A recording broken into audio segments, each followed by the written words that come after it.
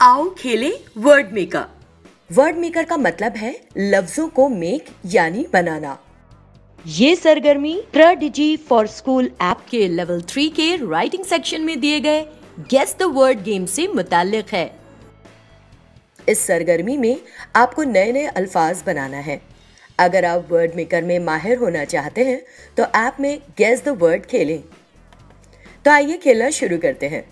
इस एक्टिविटी को खेलने के लिए आप सभी को 2 टीमों में बंटना होगा।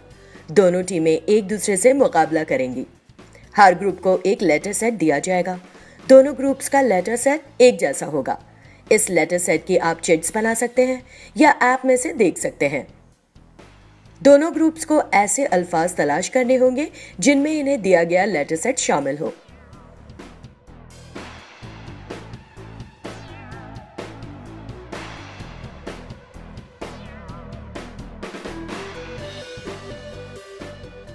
जो ग्रुप सबसे ज्यादा अल्फाज तलाश करेगा और इनके सही माने बताएगा वो जीत जाएगा।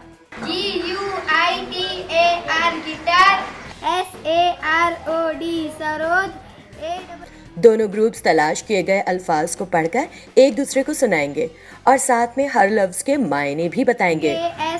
RUXANA नहीं, गलत। क्या गलत हुआ बताइए?